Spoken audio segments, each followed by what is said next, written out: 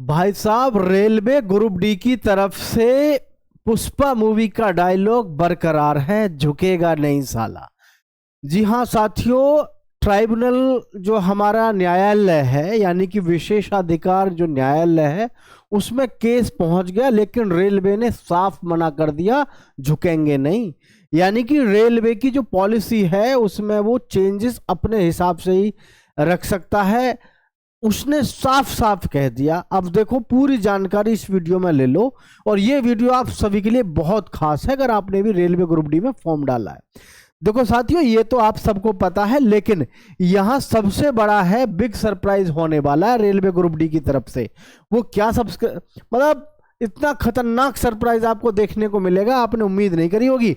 Railway group D exam 17 नवंबर, क्या 17 नवंबर को होगा?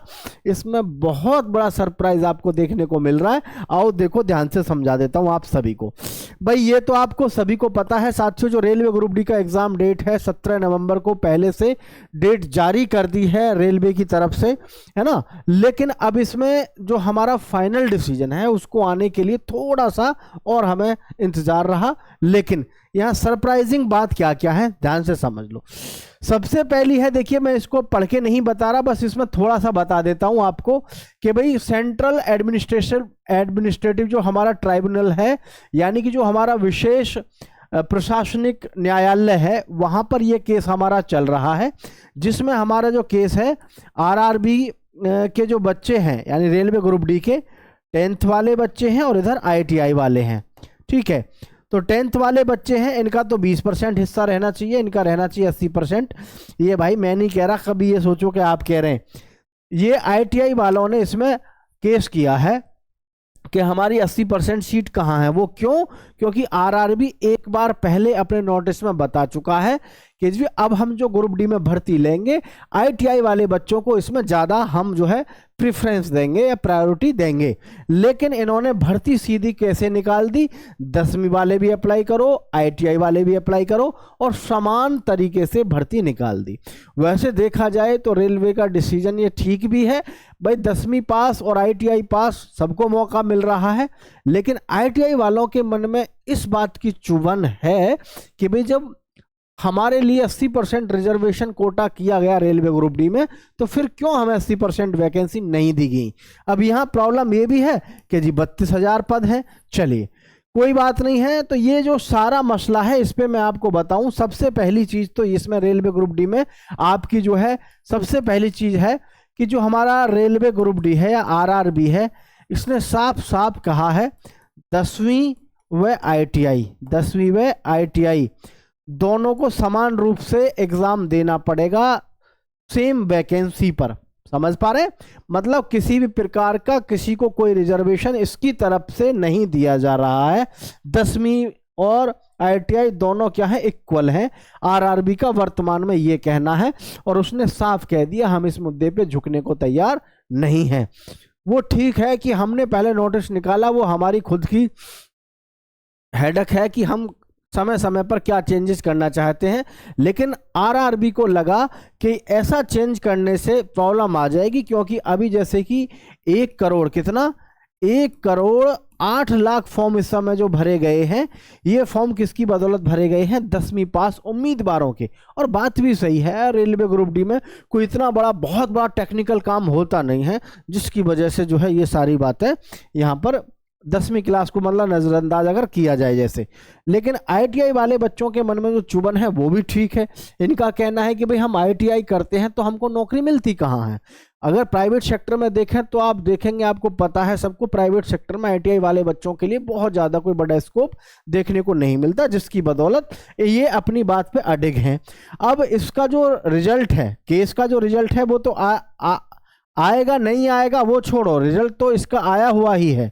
क्या आया हुआ है कि भैया आरआरबी की तरफ से सीधा है 10वीं व 12वीं सॉरी व आईटीआई समान रूप से इसमें एलिजिबल हैं, और जो पोस्ट हैं उन कोई किसी के लिए पोस्ट का बंटवारा नहीं होगा।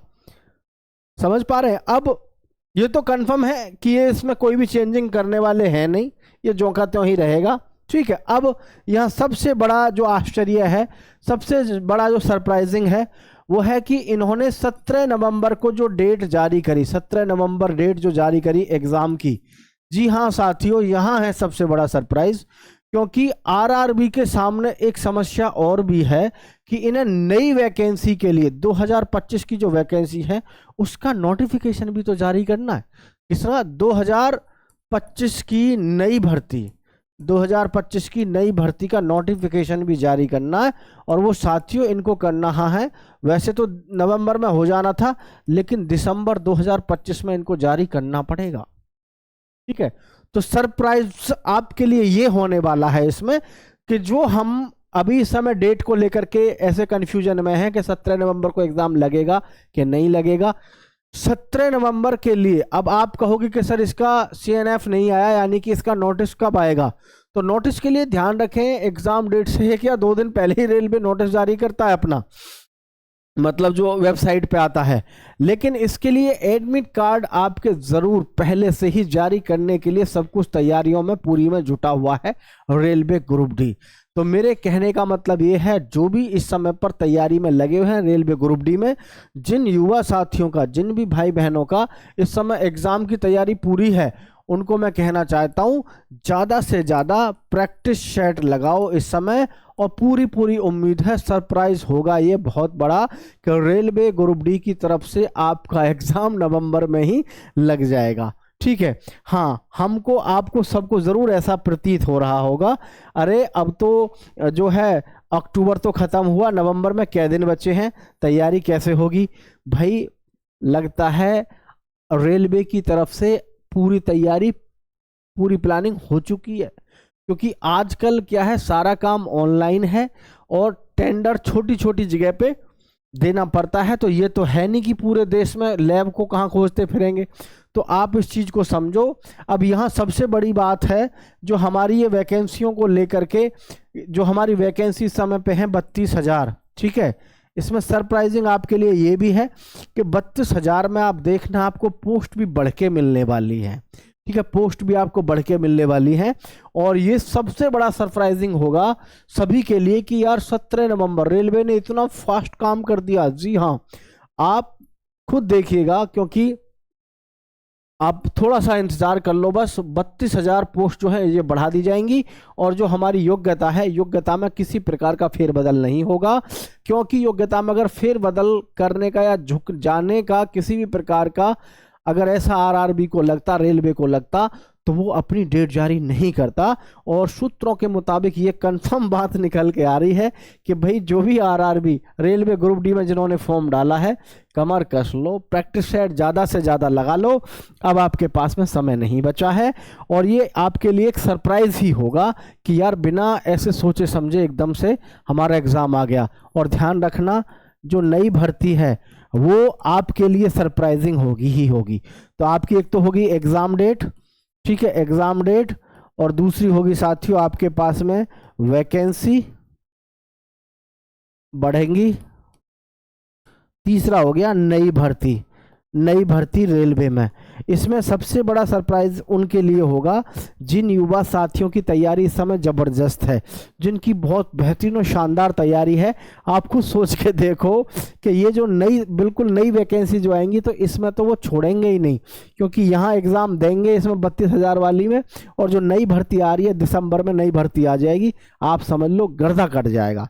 सबसे बड़ा सरप्राइज आप सभी के लिए यही है भाई कि आपके पास में इस समय गोल्डन अपॉर्चुनिटी है, इसमें सिलेक्शन लेना ही लेना है। सोच के तैयारी करते रहो, अगर इसमें किसी % से रह गए, भगवान ना करे, तो आपके पास में नई भर्ती एकदम बम्पर बैक टू बैक आ रही है। तो सभी युवा साथी मेरी बात से सहमत हो गए होंगे और अपनी राय जरूर दीजिएगा कमेंट में। और ITI वाले बच्चे ये मत समझना कि हमारे बारे में आपने कुछ अच्छा नहीं बोला, हमारे बोलने ना बोलने से फ़र्क नहीं पड़ता। ये आरआरबी क्या डिसीजन लेती है इस विषय में थोड़ा सा और इंतज़ार है, 2 से 4 दिन का, उसके बाद हम और आप खुल के इस विषय पे चर्चा करेंगे। सभी साथी चैनल को सब्सक्राइब करके दोस्तों के साथ शेयर करिएगा।